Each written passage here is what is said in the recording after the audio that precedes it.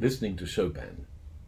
The combination of protracted convalescence, bouts of exhaustion halting all my projects, melancholy news of Venezuela, and wintry thoughts of my relentless aging have me lately turning down the lights and listening intently to some Chopin, chiefly to his nocturnes late at nights, and feeling deeply privileged overall to be myself disposed of lyrically, equipped with such advanced technology, to have the scope in quiet private space, the means, the education and good grace, the access to such high fidelity recordings by the Warsaw Philharmonic, but not least our love, my bold creative muse, my own George Sand, with her cigars and trousers, at least if we see them as metonyms, whose novels outsold those of Victor Hugo, who's been with me to lakes up in the mountains and taken her composer to Majorca. Yet Chopin never wrote a book on China, or a book of 30 essays on the West, or a book of sonnets set in B-flat minor, or political opinions in the press. There's much, in short, that Frederick didn't do, even with Amant's Lucille Dupin, that I've done in my fleeting years with you, and, having cheated death, perhaps still can. But when I'm gone, if your lone psyche yearns for all we were, read these, my own nocturnes. That was the opening bars of Frédéric Chopin's Nocturne in B-flat minor, Opus 9, number 1, and Paul Monk reciting his recent poem, Listening to Chopin. You're joining us on Bloom, a podcast about anything and everything, featuring conversations with people who've led meaningful, interesting and flourishing lives in order to better understand ourselves, each other, and the world around us. My name is Nick, and today I'm talking with Paul Monk, poet, essayist, scholar of history and international relations, and former senior intelligence analyst at the Defence Intelligence Organisation, and author of 10 books. Now, Paul, today I'd like to talk with you about why you write poetry, how you write it, and why anyone reads poetry at all. Could we perhaps begin by having you explain what led you to write the poem you just recited? Yes, I have been convalescent for some time after a prolonged battle with metastatic cancer. And so I still get quite a bit of fatigue. And for 3 nights in a row prior to writing this poem, I was feeling particularly tired. And so at nights I would put on those Chopin nocturnes and turn out the lights and lie back in a recliner and just listen to the music to relax before retiring for the night. And on the 3rd night, it occurred to me that to be able to do this at all was a privileged thing. It was a beautiful thing. It was expressive of my whole way of being and the way my life has worked out. And because I've been writing quite a bit of poetry, that thought suggested itself to me as a poem. And so I thought, because I often do this, okay, I'll take that thought with me to bed, I'll sleep on it, and in the morning the poem will arise, which indeed it did. And the beauty of it is that I began, as the listeners will have noted, by simply describing what had happened that night in the opening stanza. And then the poem began to unfold, and I had the idea of my muse, my wife, my partner in life, being like Chopin's muse, George Sand. And so I drew metaphors from their relationship. And having done that, the 3rd stanza occurred to me, because I thought, I've done quite a few things too. And Chopin didn't do those things. And so the poem emerged like that. It wasn't mechanically produced. And it was only right at the end that I realized, as I say in the final couple of lines, that actually these poems, including this one, are my own nocturnes. And so it I think, turned out, you might say nocturned out rather nicely. So you've written quite a bit of poetry over the years, and last several decades actually. Could you sort of talk us through what got you started and what that process was like? Yes, and the shortest possible answer is that it was a very prolonged process. When I was very young, wanted to live, you might say, a poetic life. I had encountered little bits of poetry. In my personal case, the richest encounter was the poems in The Lord of the Rings. But there were other things that influenced me to imagine what it would be like to have a life that was actually suffused with poetry. And that included very coloured pictures in children's books, which I had when I was a small child, or other stories, adventure stories that I'd read, or history books, which were about the big wide world. But it took me a long time before I wrote any poetry that I felt was actually quite good. And it took me decades before I had the confidence to write poems about almost anything that occurred to me as meaningful or moving, which is what I'm able to do now. I think part of the problem was that nobody around me when I was young wrote poetry. Very few people read poetry, and certainly nobody at school, no English teacher at school, ever said, how do you write poetry? Let's write poetry. I think some people are introduced to it at schools. I was not. So I was really on my own. And I felt eccentric for a number of years because I thought, I want to write poems. I like poems, but they seem like they're from another culture, another time and place. They're just in old books, and it's an odd thing to do. So it's taken quite a while. Quite a structured, disciplined thing as well to do it well. It is. It's a skill like any other. I mean, we referred to Chopin in that first poem there. And how did Chopin become a great pianist? Well, by a lot of practice, right? And he lived in a culture where people did that kind of thing. But it still took a lot of practice. And it is said that he was very good at improvising at the piano, but he agonized over turning that into a composition. That's the work of creativity. And certainly poetry is the same. But I've gone from a child who longed to do it to an adolescent and young adult who fumbled in trying to do it to a man of mature years who is now increasingly comfortable in doing it and finds it very satisfying. I might give as an example, if I may, a poem that, though it was written very recently, refers us back to when I was a little boy. I talked about coloured pictures in children's books, and this poem is about coloured pictures in a particular book I was given when I was only about 6 or 7 years old. It was a children's book about the life of Marco Polo, and the images from it and the story that it told made an indelible impression on me, as the poem relates. It's simply called Little Marco. The picture books of Lawrence Peach, John Kenny's pictures chiefly, filled my childish mind with coloured dreams of exotic countries and far-off times, beginning with Marco Polo. Travelling much in intervening years, I have marvelled more than ever as an elder at his images of Caesar and of Alfred, of Harry at Agincourt, Nelson at Trafalgar, but not least of little Marco Polo. The very opening pages show the boy crouching nimbly on the Venetian docks at the age I was when gaping first at him, looking with round-eyed wonder at Chinese characters on a bale of silk. Little Marco Polo, Peach intoned, whose father was a merchant, often stared at the queer Chinese or Arabic writing, pondering, as did I, from whence these bales of wonder had derived. Niccolo, his father, brought the bales from the rim of the Euxine Sea, which Jason crossed in fables long ago. But they'd come from farther, Peach related, on the longest road from the farthest eastern lands. The ancient Silk Road led to Xanadu, to the awesome Mongol courts of Kublai Khan, and there Peach showed the youthful Marco went, while I, all eyes, went with him on his journey, and I have done on all my travels since. Yeah. One thing that strikes me about that poem is the sense of wonderment and playfulness of the language, and I suppose the childlike perspective. Could you reflect on the differences in your relationship to poetry when you were at the foothills of life to your perspective now, both in terms of the types of poetry you find fascinating and interesting and engaging now, and I suppose the different levels of comprehension and understanding you have having lived over 5 decades or so? Yes. The first thought that springs to mind in answer to your question is that, of course, when you're very young, you're only beginning to master language itself. So you might exclaim joyously, you might have a lot of free emotion, but you don't have a sophisticated vocabulary or capacity to express yourself. The language lasso around a thought or feeling or... Yeah, and you try and do it, but there's a lot of learning to do. When you get to my age now, I'm in my 60s, it's very different if you've pursued education and been working at poetry, where you find that increasingly you have a superfluity of the capacity to express yourself. And it becomes a matter of choosing the form of expression, the words you'll use, the rhythms that you'll use, the topics that you'll choose. And what's interesting in that case is that I was able to give expression to experience that I had a long time ago, which I couldn't have done when I was little, but the feeling, the memory had always been there.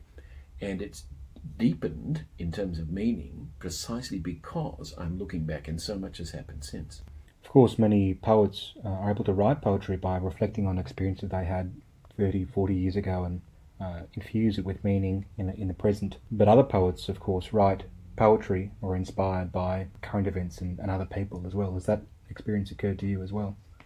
Well, yes, it did. Of course, when I was little, like most of us, I was, as a child, in a conservative family, in a little community, and so I had very limited experience of things that I might write poetry about, as well as lacking the language and the skill to write poetry at all. Having had a quite adventurous life, I've now got a superabundance of topics. But for many poets, of course, it's very particular kinds of experience that prompt them to write poetry. And famously, one of those experiences is you hit adolescence and you start getting smitten by members of the other sex. Or let it be said, members of your own, though that wasn't my experience. And it was certainly true for me that in adolescence, particularly late adolescence and early 20s, I did fall in love with women or girls, and I wanted to write love poems, but I didn't know how to do that well. And there were times when I would write a poem and even give it to a girl, you know, and get often confused responses, which were a combination of, so why is he doing this? People don't do that in Australia. Or it's a bit of a, you know, an awkward poem, you know, it's not a great poem. Or they might be touched by the fact that one had written a poem, not sure how to respond, right? And so one of the very, you know, looking back, very rich experiences I've had is gradually getting better at that, so that I've now got to a point where the muse of the poems, for whom I write my current poems, is my wife. She is somebody with whom I have many shared memories and a very close relationship and a creative partnership. And so I don't have the problems I had as a fumbling adolescent, right? It's no longer a matter of adoration from a distance and writing something intense. It's a matter of putting into a form of words things that we've shared, things that we dream about together. And that question of audience, who a poem is written for, or any creative work, is always quite an important one, isn't it? It is, you know, I mean, a poet, in one sense, I think it should be said, writes for themselves. So you can look at almost any poet and they have had an experience. We'll come shortly to talk about, say, William Wordsworth and one or two of his poems where he's reflecting on an experience he has had. But other people, when they read the poem, can relate to that kind of experience, and also to the beautiful expression that he gives to that kind of experience. And they may even then go to the place he was when he wrote such a poem in an effort to capture that kind of experience for themselves. So if we were to distill it into a definition, what is poetry? What is actually going on through this medium, this construction of human language? I think the point of departure has to be that as human beings, we're language animals, right? Human beings have language, and from the time we're born, basically, we start learning it. We hear it, we pick it up, we acquire vocabulary, we start burbling away and then constructing phrases and sentences. Poetry is an extension of that, and it's very ancient in human experience. But another way to describe it, and Edwin Muir, the Scottish poet, said this precisely about half a century ago, is that poetry, when you stop and think about it, is like a combination of language and music. And it used to generally be something that was chanted or sung, right? When it turns into something on the written page, you can't hear the music, but it would normally have a musical pattern, a metrical pattern. Providing it's read aloud, that can come through as well. That's right, but if it's recited, and we still have performance poetry, which is the case where the rhythm of the language and the stanzas is a very much part of the experience. And I think most people would concede that if such a poem or any form of words is put to actual music and performed, the music can really lift it up. You know, if you see a concert, you know, one of my favourite examples of this is a concert that the Rolling Stones performed in Havana a couple of years ago, and they start singing classic songs like Gimme Shelter or Brown Sugar, and this audience, a huge audience, 500,000 Cubans, are dancing and singing along and chanting. They're ecstatic. Now that couldn't happen if Mick Jagger just stood at a microphone and recited the words. It just wouldn't happen, right? In fact, you might even listen to those words or read them on a page and think, well, that's quite bland. Right. So music is key. And I think that when somebody listens to a poem, even if there isn't actual music, if it has musical characteristics, if it has a metrical pattern of an appropriate kind and rhyming language or assonance in it, those elements themselves musically affect the brain. Right? So the answer to your question, in short, is that poetry is a human proclivity to be very expressive in language and try and communicate musically and meaningfully and not just informationally. and it's heightened language. Why has that been essential to human evolution? We think about hundreds of thousands of years ago in our development. What was it about music that sort of preceded language and is so deeply rooted in ourselves and our sense of connection with others, but also that interior connection with ourselves, or dare I say it, a higher being or a higher reality? Yeah, yes, indeed. That's a profound question. I mean, Claude Lévi-Strauss, the great anthropologist, remarked about 60 years ago, music is the supreme mystery of humanity. It was trying to figure out, where did music come from? Because it's so pervasive and so integral to our way of being that we can forget that it is. We breathe like fish swim, and we don't think about why do we do that? And there is an argument. Gary Tomlinson, in a very recent book called A Million Years of Music, and he's a theorist of opera, advances this fascinating argument that music as such, that is the sense of rhythm and rhythmic motion, is older than language.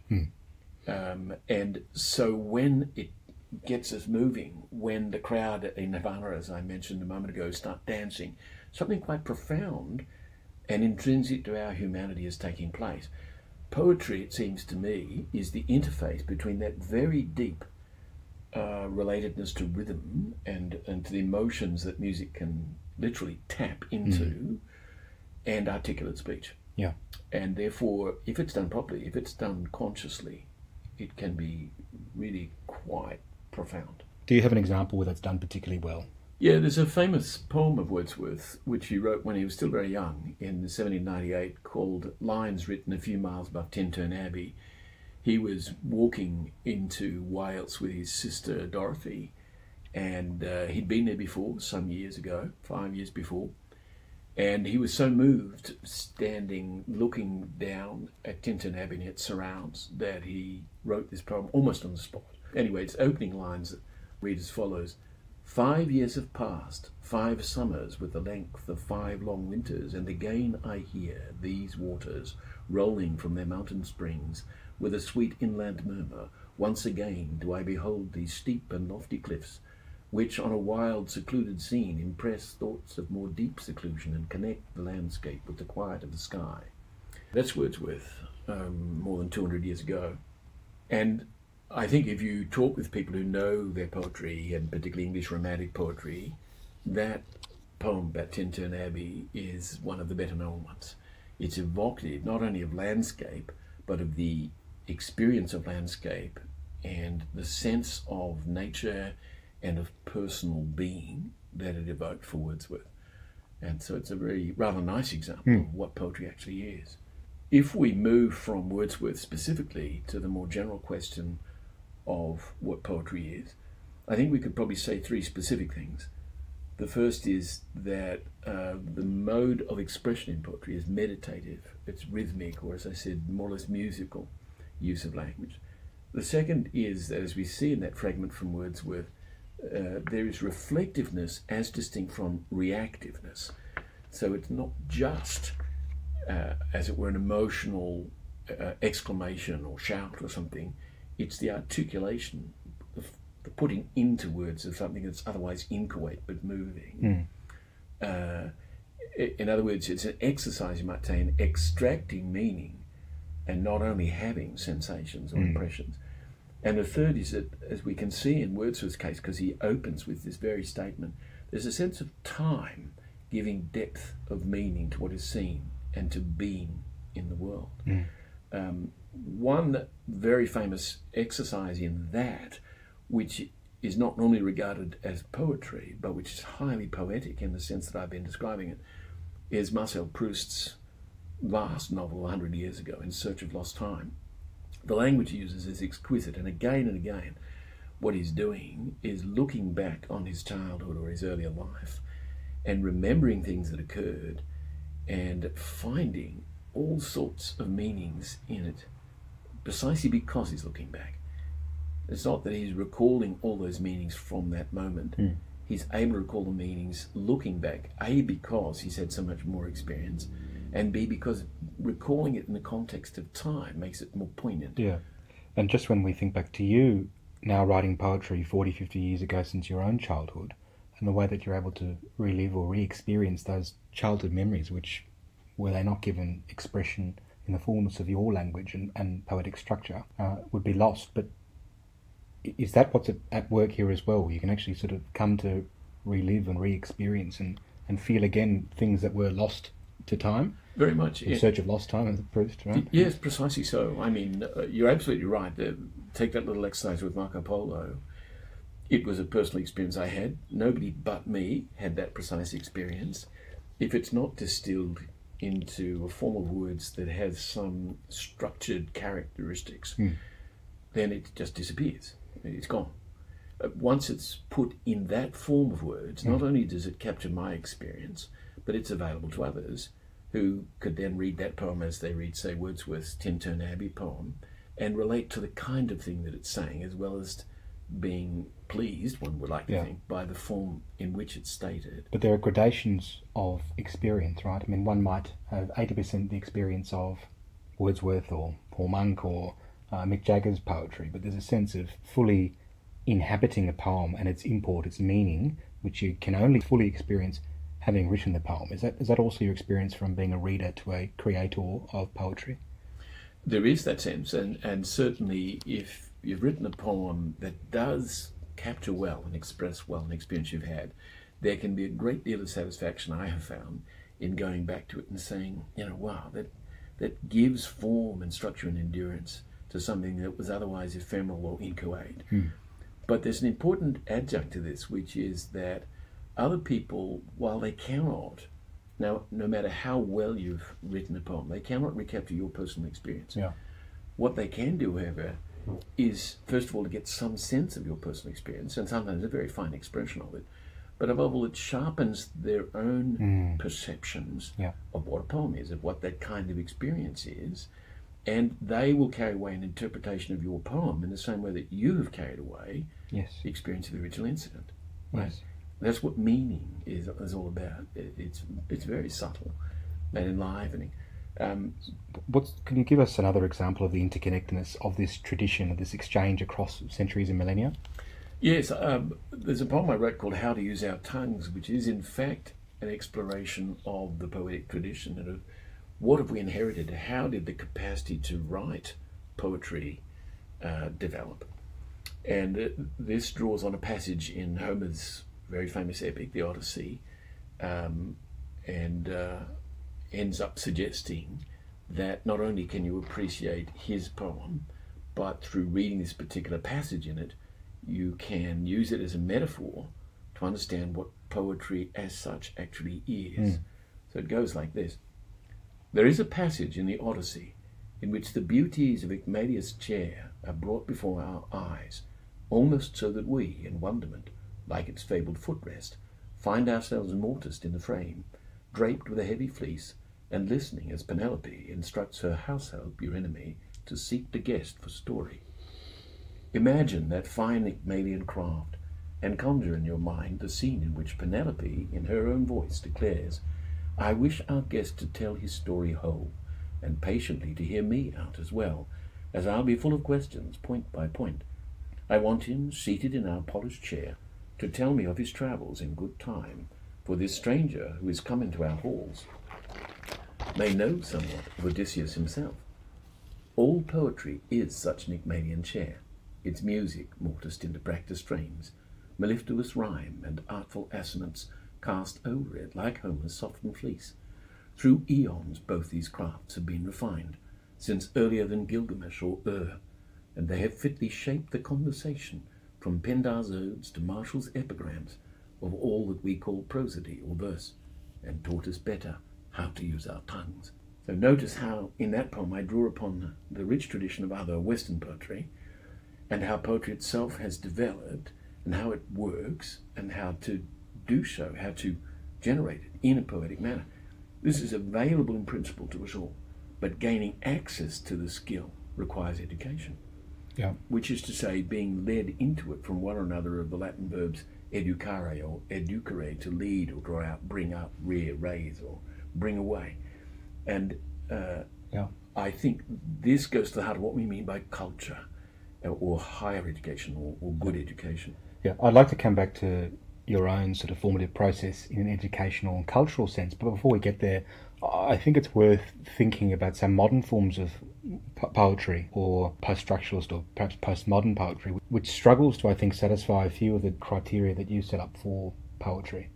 Could you maybe reflect on the state of modern poetry, and I guess how we sort of broaden the definition to include things which seem to be totally unstructured? There's no question that in the 20th century, particularly in most fields of creative endeavour, poetry being only one, it's happened in music, it's happened in plastic and graphic art, there has been a breakage with traditions, with formalism.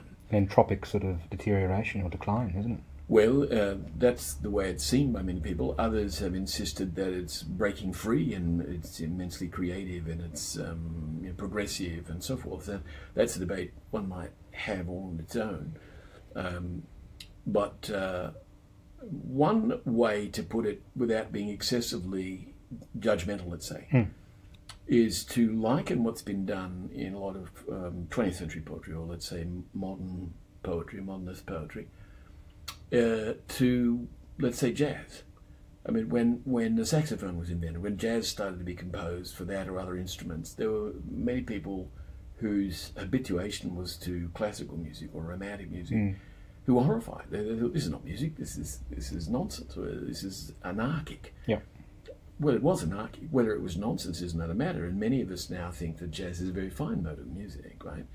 And it's a very playful mode of music, right? So it darts all over a melody. It lifts it up and raises it and varies it and so on. So in the best cases, a lot of, let's call it post-melodic poetry, is doing with words, doing with the very idea of metre or meaning, things that are somewhat anarchic. And sometimes it's absent of metre and rhyme and everything. Exactly so, but if it's any good at all, it nevertheless impinges on our minds, our imaginations, with its sharp use of language, with its very angularity, with violating expectations, with very colourful use of, or even novel use typographical arrangements and meanings, all sorts of things. I haven't myself written, for the most part, that kind of poetry. And I have two feelings about that, which are at loggerheads with one another. One is I don't really want to do that. I want to write something that's more intelligible and immediately accessible. And I want, because I do a lot of analytical work, I'm chary about writing stuff that's too hermetic or opaque, because I think maybe it's just nonsense. Maybe it doesn't mean anything at all. On the solipsistic and... Yes. But there's another part of me, of course, which says, well, let's be a bit more broad-minded and experiment. Let's try out other things and see whether they work. And so there is, in the body of work I'm preparing at the moment, quite significant variation in rhyme, metre, rhythm, assonance, stanza length, and construction. Not so far, at least, in what might be regarded as really radical and certainly not completely hermetic forms, but certainly very experimental. What springs to my mind is the relationship between form and structure and meaning, and whether were you writing in the style of the sort of post-melodic form or formless poetic writing that's, I suppose, conventional now, you would be able to achieve the same levels of meaning as you have done so by replicating Shakespearean sonnets or Petrarchan sonnets, or experimenting with sort of quite structured, rhyme and metre forms from centuries and millennia ago, even Sapphic odes and things that I've seen you write as well. So do you want to reflect on the relationship between form and meaning? Yes. I think the first thing to say is that if you discard those forms of rhyme and metre, rhythm, you can lose the ear of the recipient, because they can't follow the sound waves. They can't absorb just the beauty of the use of language. They have to focus in on the meaning of specific words, and they have to grope or search for what's really being said here. And I confess that in reading a number of 20th century poets, literate though I clearly am, and attuned to what poetry is and what it's for, I often struggle to figure out what is this poet trying to communicate. That gives me pause. And a friend said to me recently, and he's an intelligent man, though he's not a poet, but he said to me with regard to a particular poet whose work I had said I had difficulty understand. He said, well, mate, if you can't figure it out, Yeah. who can? Yeah. But Right. So, but of course, what modern music also did, atonal music and so on, is quite deliberately move in that direction in order to challenge people to think and not just be more passive or, Yes. or conservative. Whether it's achieved that, whether that is a desirable way to go, is a debate that's well worth having. But one thing I find fascinating about your poetry is that it sort of stands outside of that linear progression of poetic forms across human civilization. So, it's one thing for poets of the 21st century in Melbourne, Australia, to sort of reflect the spirit of their times through the different modes and formal structures that they apply or do not apply in their poetry. We can all agree it's all kind of similar in the way they're going about it. Or you think about like Langston Hughes' poetry, it was very much a product of its time in its sort of shape and rhythm and feel. But yours is sort of somehow really quite interesting in that it sort of stands outside of all that and sort of playful with different structures and ways of creating meaning, which could go back millennia, which I find interesting. But I always wondered why yours hasn't sort of, become part of the flow. I would say the short answer to that is because I didn't grow up as part of an artistic movement. I didn't publish poems as a young person in journals. I had never been part of a literary clique that wanted to be fashionable. I have only come to poetry as an avocation outside of my analytical and historical work because I wanted to give expression to what I was experiencing. I wasn't trying to meet a fashionable criterion. When I wrote the sonnets, for example, I was fully conscious that really nobody writes sonnets anymore in the Shakespearean mode.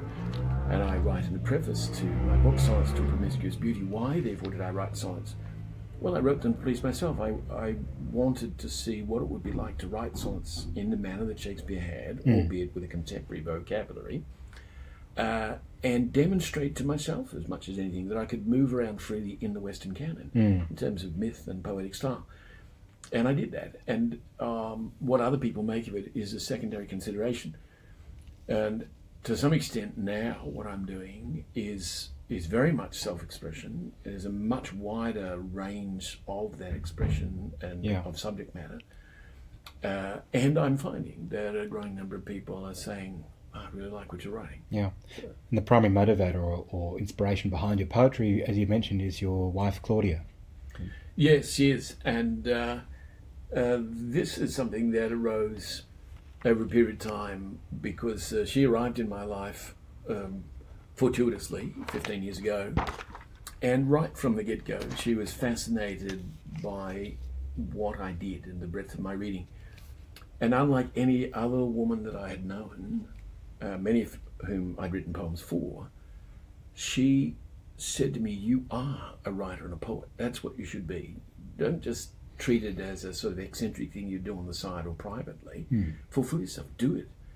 And this was crystallized one day when I emerged from the office because I was working as a consultant, and we met after work, and I came out of the office with a suit and tie on and carrying a briefcase, and she said to me, as if it was with surprise, you look like a businessman. I said, well, I am a businessman. And she said, no, you're a writer and a poet.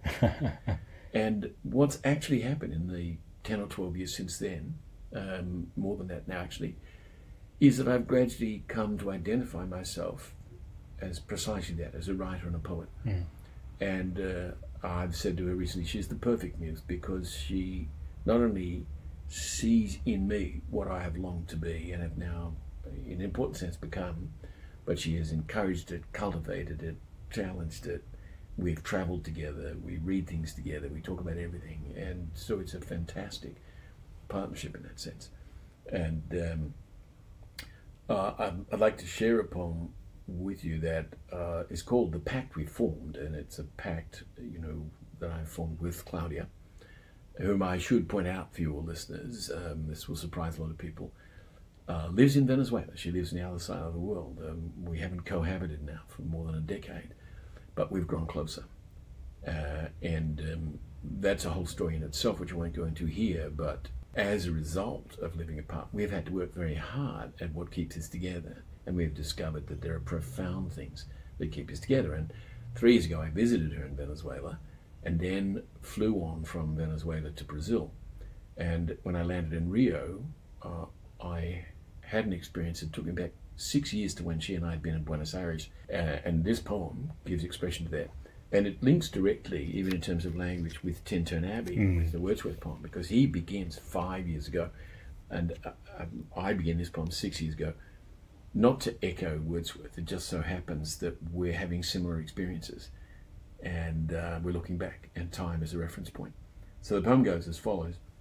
6 years ago, in Kirchner's Buenos Aires, you turned to me and said in a quiet tone, look carefully at all you see around, since this, as cities go, in all the cone, is the finest and the grandest that you'll see. It's all downhill in quality from here. But how, in saying such a scathing thing, could you have failed to take into account great Rio, with its beach and circling hills? For once one's breathed the air of Ipanema, and heard Brazilian music in the streets, I have to say one takes a different view. I drove in from Jobim by private cab, and revelled in the pulsing sense of place. Confessing to imprisonment in English, I told my man in halting Spanish phrases that all the world finds Rio fascinating, as much in truth as any city known. He answered me in swishing Portuguese with warmth that showed he'd plainly understood the root and sense of all I tried to say. He pointed then to Corcovado Hill, upon which stands the giant sculptured form of Christo the Redeemer, as he's called. But it was not the sculptured looming Christ that made me feel redeemed on Rio's strand. It was instead Atlantic Avenue, the beauteous sweep of Copacabana Beach, its contrast with the grimness of Caracas, and the pact we formed while bravely thinking big. No, it's very beautiful. And I think it's rendered with more meaning, having heard the relationship that you and Claudia have had over the last 15 years or so. But when you mentioned that she was the one who said, you know, you're a writer and a poet, and the way that actually gave you license to subsequently go on and create and I suppose become who you really are, it did immediately recall in my mind the Greek aphorism of, you know, nothi theoton, become who you are. And I think it's quite profound thinking back to the image of Claudia almost sort of uttering an incantation that you were a writer and a poet. I mean, she brought this into being, and it made me think of the phrase which we've used before about living poetically, living one's life, the sense of heightened meaning and purpose, but also sort of with the sense of, you know, now looking back on you and Claudia as almost as characters in a story that you both share and that you've lived independently, but now entwined in a sort of a poem or a song together. Do you want to sort of reflect on those sentiments? Yes, you've put it very well. And in fact, Claudia has a gift for that kind of insight and challenging formulation. And there was another occasion in which she said to me many years ago, do you realize that we are living a story that has not yet been written? Mm. And she used to urge me to write stories, and she still urges me to write our story. Mm. And in a sense with the poems, I'm doing that, at least in part. But the precise question you're asking is, if you're living poetically, how does that occur? What does that mean? But also looking at living as writing, right? Yes, yeah. Yes. Well, if we're language beings and literate beings, there ought to be some kind of strong and positive relationship between language, writing, and being, the way we live. But for many people, those things come adrift. So it's notorious that many people, in terms of their everyday communication and in terms of their supposedly intimate relationships, end up stuck in banalities, right? They don't communicate in any depth. They don't have real intimacy. We think about social media and the digital communications as sort of being circumscribing mediums by which we can communicate as well. Well, that seems to me to aggravate the problem. Yes, indeed. Ways, right? But it's a very old human problem. And the way I think about living poetically is that you live your story. So there's authenticity in this. It's not affectation. Yeah. Certainly one can write poetry in an affected manner. And there are many people, I think, who have a view that poetry is artificial, that it's pretense, that it's fantasy, that it doesn't have any strong relationship with reality. There are occasions where that might well be true. And if people live their lives in a certain way that's not very poetic, then they make it true. But suppose instead you live your life inside language and story, and you're creating a story authentically with depth of meaning, and you're giving expression to that story in your poetry, then I would say that's the real deal. And that, I don't blush to say, is what I've been able to get to, and I recommend it to others. It's not easy. It's not a little game, right? It is real and it's challenging. Do you mean to say that being able to write, think and feel poetry has heightened your everyday experiences and also heightened your feeling of being in the world phenomenologically, since childhood to adolescence to early adulthood and now maturity as well? Yes. Right. It means two things. One, as we said earlier, I've come to the point now where I can give articulate expression to things that previously I couldn't. I'd experienced them, but I couldn't give it articulate or poetic expression. Now, even looking back 50 or 60 years, I'm doing that. But more importantly, in a way, what I now find is that I can have an experience, I can have an encounter with somebody, I can reflect on an object, even a simple household object, and poetry just arises because I'm experiencing it, as you say, phenomenologically, and so much more meaning comes alive for me than it does for people who, for instance, think of any given object around them, if they think about it at all, as just an object. Just a humble podcast microphone, for instance. Yeah, I mean, the way I think about objects, whether it be a podcast microphone or a teacup or whatever. This is thoroughly unpoetic. It's a horrible. Anyway. Well, you see, there are assumptions built into saying that it's horribly unpoetic. But think about it this way, and using your expression phenomenologically, any given object we encounter, and a microphone is a perfectly good example, is phenomenal. It is an awesome thing when you stop and contemplate what brought this into being. Why is it possible? How is it possible to do what we're doing in recording something with considerable fidelity and considerable autonomy? This was not possible 100 years ago, 200 years ago. It wasn't possible in the ancient world, right? The technologies that we dispose of now, when used intelligently, when appreciated sensitively, are extraordinary. It actually is extraordinary, isn't it? Because this is a conversation we're having in your living room here in a beautiful corner of Melbourne, which will be beamed out into the world and connect with other people who will be listening to this podcast and our interlocution, and perhaps find some gradation of understanding and resonance themselves. So, I mean, that's the technological projection. That's what it's capable of doing. But when we talk about poetry here, I'm saying the meaning inherent in that object, its mere existence, is a source for wonder. If we just stop and reflect for a moment, instead of taking it so entirely for granted that it's just some dull thing, right? And experiencing life that way means when you encounter, as for example we all do in Melbourne, you encounter somebody who's a beggar, whose life has fallen apart for whatever reason.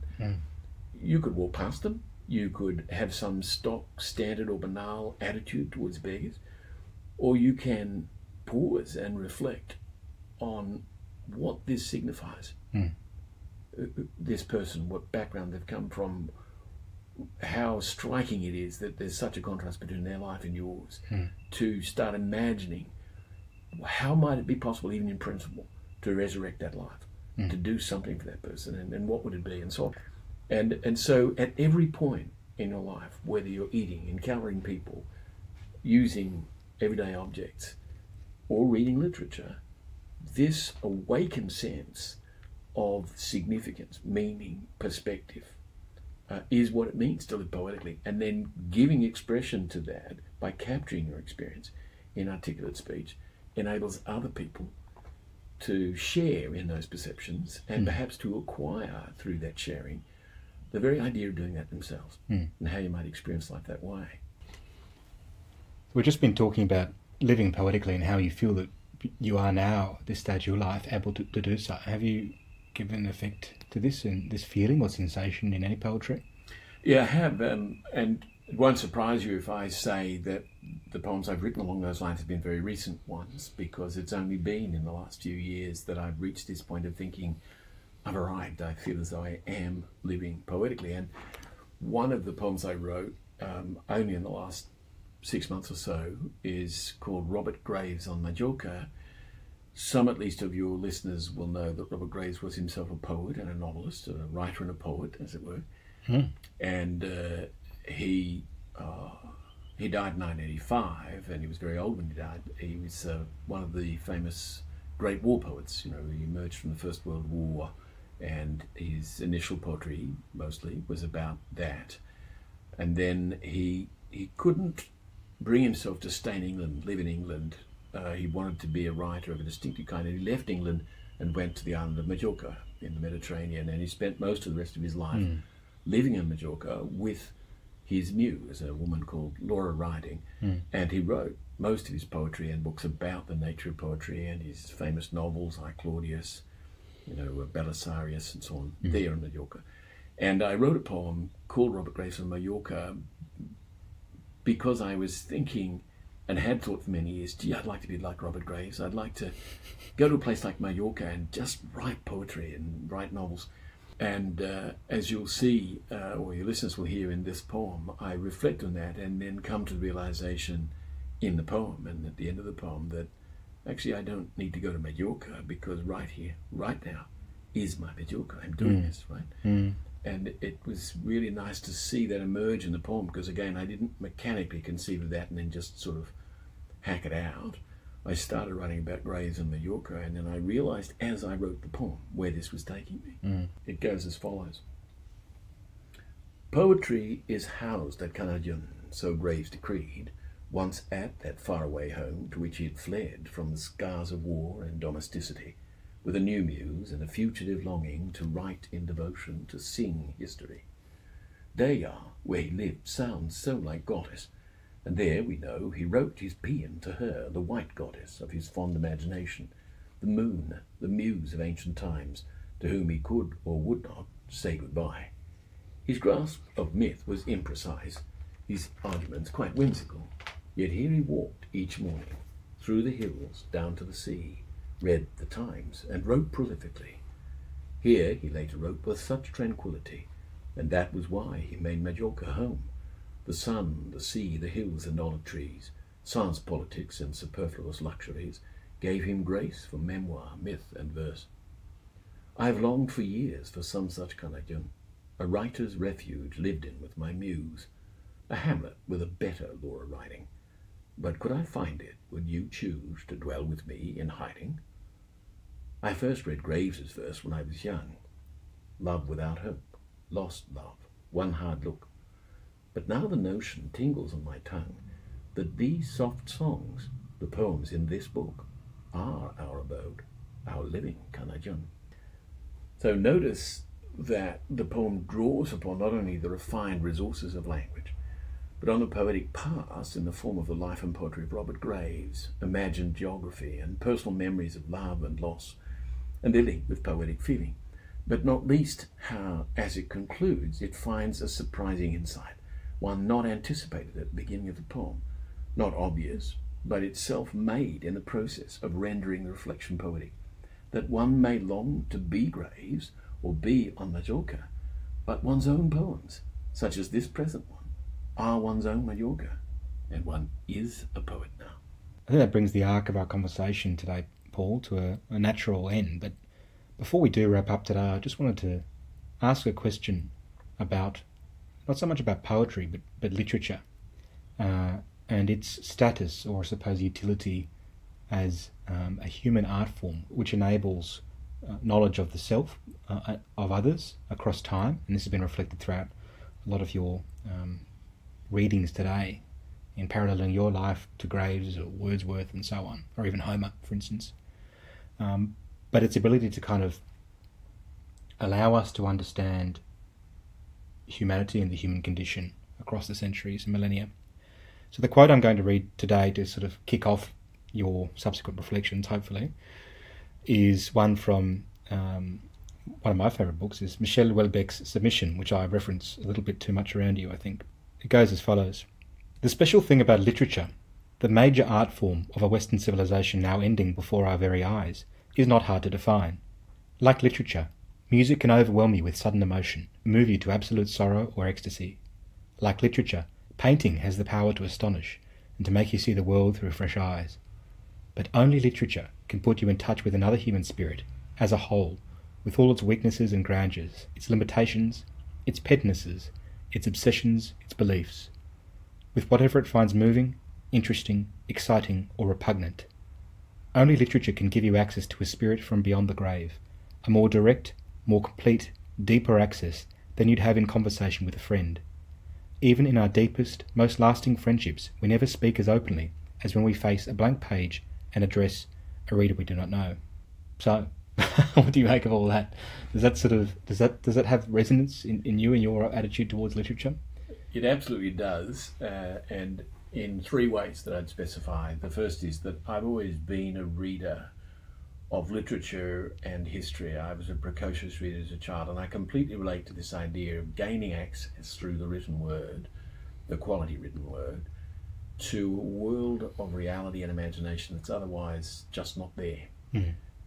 The second level at which I relate to it is that there have been particular works of literature which expanded my imagination way beyond what straightforward factual studies or discipline studies have done. I feel as I've said this a couple of times in interviews with you, and I probably, if people are observing me, say it a little too often, but that's only to show how significant it actually was. And that is that when I was a very young boy, our fifth grade teacher read us a number of children's stories. And I said to her in recent years that those stories made an indelible impression, but above all, The Lord of the Rings, which she read to the class. It just made a huge impression on my imagination as a child. And I should emphasize, by way of closing out that second point, that impact on my imagination was not such that it took me off into a fantasy world. I've not actually read a lot of fantasy literature. Rather, what The Lord of the Rings opened up to me was the very idea of a whole world, his imaginary and in miniature. And I thought to myself when I was still very young, what would it be like if you had that kind of integrated, diachronic understanding, that is, some understanding across time and history and meaning of the real world. And I've spent my life trying to acquire that wider understanding. But the third and perhaps most important point is this, and it's one that I would say I derived principally from reading the works of George Steiner many years ago. If we think of language as the way, I have some friends who are analytical philosophers who do think of it this way, as a medium that is supposed to communicate simply, straightforward, transparent, logical information, we thoroughly misunderstand what language is all about, to say nothing of literature. As Steiner used to argue, the whole point of language, the way it in fact works for human beings, and what gives it its magic and its great power, is that it defines our identity and our experience over, against, and around and past and beyond objects. It isn't just about communicating truth or facts. It's about generating meaning and interpretation and alternative possibilities. That's what literature does, if it's any good at all. That's what poetry does, if it's any good at all. And so metaphor and simile and the language of futurity and possibility, the conjunctive mood, not the conjunctive, subjunctive. The subjective mood, optative mood, the very idea of dream, of imagination is crucial to our capacity to set ourselves free, even in dire circumstances, by remembering and imagining and projecting and countering, all right? That's to live poetically, if you can do that, and if you can share it powerfully with others. Thank you very much for your time today, Paul. You're most welcome. It's always a pleasure.